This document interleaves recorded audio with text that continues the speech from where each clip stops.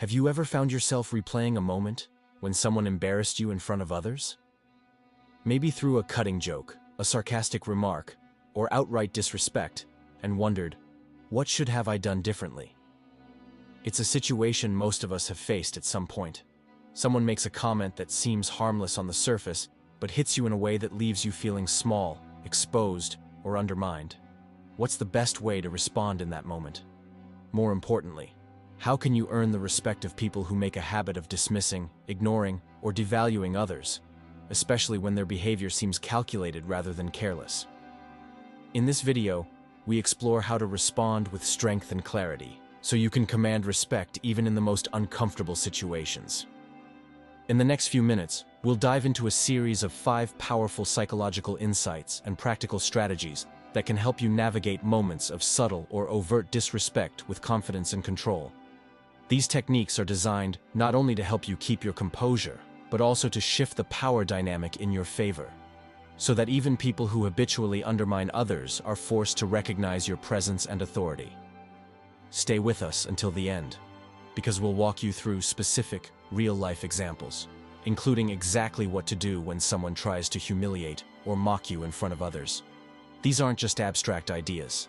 They're actions you can take immediately to shift how others perceive and respond to you. To truly change how others treat you, we first need to examine why these situations occur in the first place. Why is it that, despite being respectful and considerate, you sometimes find yourself on the receiving end of mockery, dismissal, or subtle power plays? What lies beneath these social dynamics? And why does respect seem to elude those who often deserve it most? Understanding the deeper motives behind people's disrespectful behavior is the first step toward reclaiming your position and ensuring that you're treated with the dignity you deserve. More often than not, the lack of respect you encounter doesn't stem from outright hatred, malice, or personal animosity. In fact, it usually has very little to do with you as an individual. Instead, it's rooted in something far more common and insidious: opportunism. Some people operate with a mindset that views others not as equals or human beings worthy of respect, but as stepping stones to further their own interests. In their eyes, putting you down isn't an emotional attack. It's a calculated move in a silent game of social hierarchy. Recognizing this hidden motivation is crucial if you want to stop taking these interactions personally and start responding with strategic clarity. There are certain individuals who view every social interaction as an opportunity to climb higher, no matter the cost to others. Whether in friend groups, professional environments, or even family dynamics, these people approach relationships with a transactional mindset. They don't seek connection, cooperation, or mutual respect. They seek leverage. If making a clever remark at your expense earns them a few laughs or a fleeting sense of superiority, they'll do it without hesitation.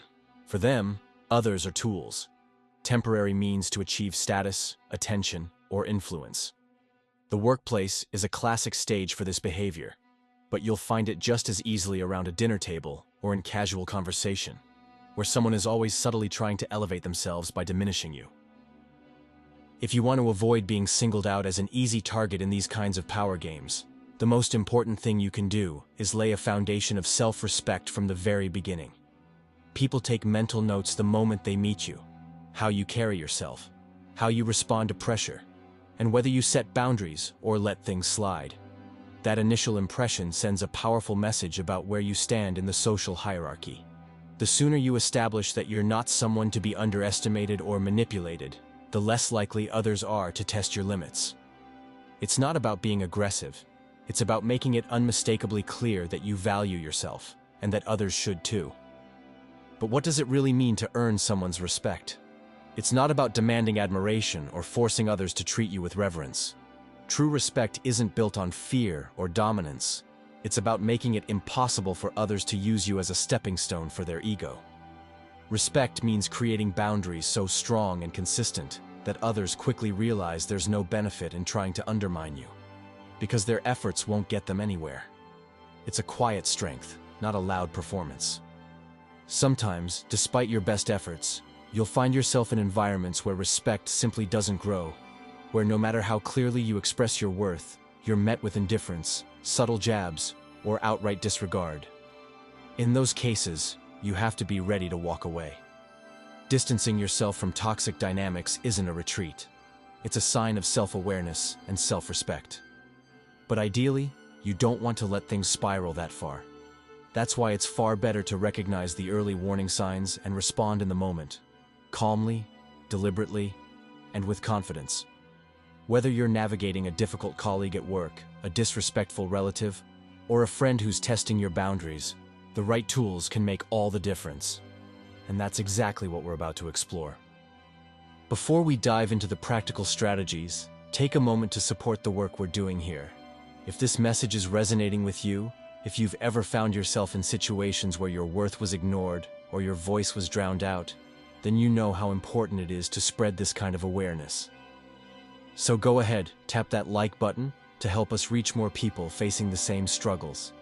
And if you haven't subscribed to the Alchemine channel yet, now's the perfect time. We've got more insights like these coming your way, tools that can shift the way you move through the world.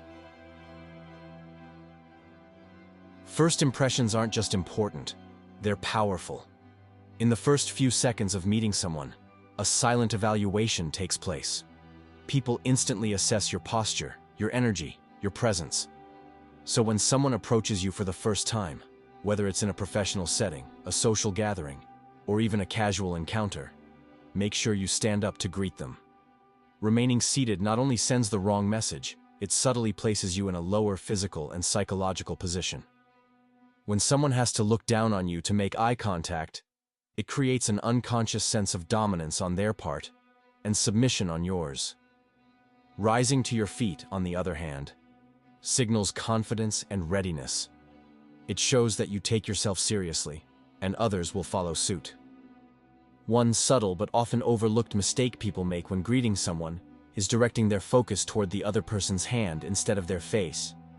It might seem like a harmless detail. After all, you're just preparing for a handshake. But psychologically, it sends the wrong signal.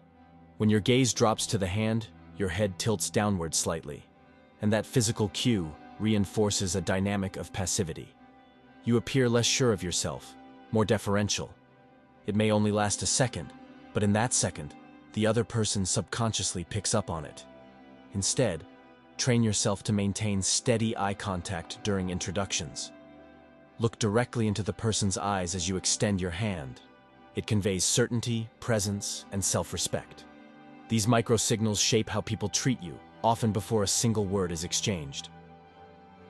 This one is all about reclaiming control when someone tries to cut you off mid-sentence, especially in a public setting. Interruptions aren't always accidental. In many cases, they're subtle power plays, designed to dominate the conversation and diminish your presence. When this happens, resist the urge to talk over them or retreat in silence. Instead, use the power of stillness. Pause. Turn your head toward the interrupter and lock eyes with a calm but unwavering stare. You don't need to scowl or raise your voice. Just hold their gaze with steady confidence. Once you've established that firm eye contact and made your presence felt, it's time to calmly and confidently reclaim your space in the conversation. Don't respond with irritation or sarcasm. Use direct, composed language that shows you're still in control. A simple phrase like, "Would you mind if I finish what I was saying?" Or, "Can I continue from where I left off?" is more than enough. These kinds of questions aren't really questions. They're boundary markers. You're letting the other person know, without aggression, that their interruption was out of line and that you're not someone who allows others to talk over them. It reinforces that you're assertive, not passive, and that you expect the same level of respect you give. A single look, quiet, controlled, confident, is often all it takes to interrupt the interrupter. Especially in public settings, where people are more aware of how they're being perceived, this kind of non-verbal correction lands hard. And no, you don't have to glare or look menacing. It's not about intimidation. It's about presence. Just maintain calm, neutral eye contact that says, "I see exactly what you're doing, and I won't be pushed aside." That subtle energy shift is usually enough to make the other person back off, without you ever needing to break a sweat. Let's now look at the third tactic, how to respond when someone tries to make you the punchline in front of others. It often happens in social groups where someone cracks a joke at your expense, disguising mockery as humor. In these moments, the worst thing you can do is react emotionally or defensively. which only gives them power. Instead, take a deep breath and act as if you didn't even register the joke. No frown, no awkward laugh, just calm, collected silence. Then, with total composure, turn to the person and say something like, "Sorry, I didn't catch that. Could you repeat it?" It's a move that shifts the pressure back onto them, without raising your voice or appearing triggered. You're making them re-own their words in front of everyone, and that changes everything. By calmly asking them to repeat what they just said, without a hint of anger or sarcasm, you send two powerful messages at once. First, you show that their attempt to rattle you failed completely. The joke didn't land, and you're emotionally untouched. Second, and more importantly, you force them into an awkward position. Repeating a joke designed to humiliate someone strips it of its spontaneity and exposes its cruelty. It forces the person to confront the impact of their words under a harsher light, often in front of others. The room gets quieter, the attention shifts, and suddenly, they're the one on display, not you. The truth is, jokes rarely survive a second telling, especially not ones rooted in mockery. When you make someone repeat their jab, it no longer sounds clever or spontaneous. It sounds awkward, petty, and often inappropriate. Instead of laughter, they're met with raised eyebrows or silence. And while they squirm to recover, you remain poised and untouched. This is the beauty of the tactic. It doesn't just neutralize the insult. It subtly, but powerfully reverses the emotional momentum. You shift from being the target to being the one in control, exposing their attempt to embarrass you without ever having to retaliate. Let's move to the fourth strategy. This one is perfect for those moments when someone is clearly trying to push your buttons, provoke a reaction, or drag you into a confrontation. Instead of getting defensive or trying to argue your way out, try something that completely disrupts their game. Use the element of surprise. Respond with a question or comment that's completely unrelated to what's happening, something so off-topic that it momentarily confuses them. This isn't about avoidance. It's about control. When you respond in a way they don't expect, you break their rhythm and derail the emotional script they were trying to write. That split second of confusion gives you the upper hand, without needing to raise your voice or get pulled into a power struggle. You might casually ask, "Know any good coffee spots around here?" Or say something like, "I think I overdid it with cologne today." The key is to deliver it naturally, so it feels spontaneous, not strategic. If it sounds authentic, it throws the other person off just enough to break their attempt at control.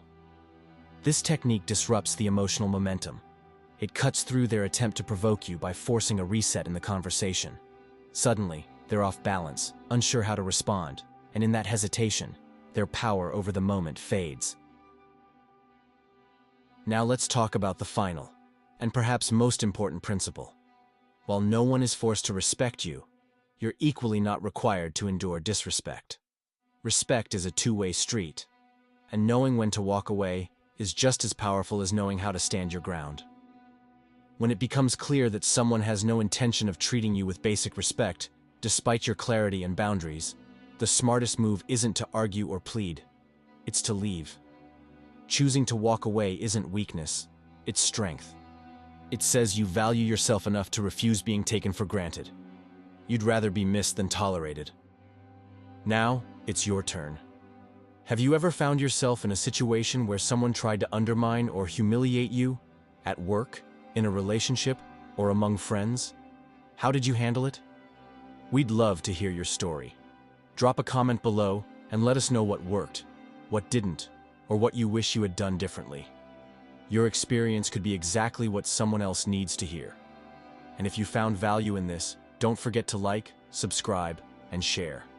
Because respect starts with conversations like this.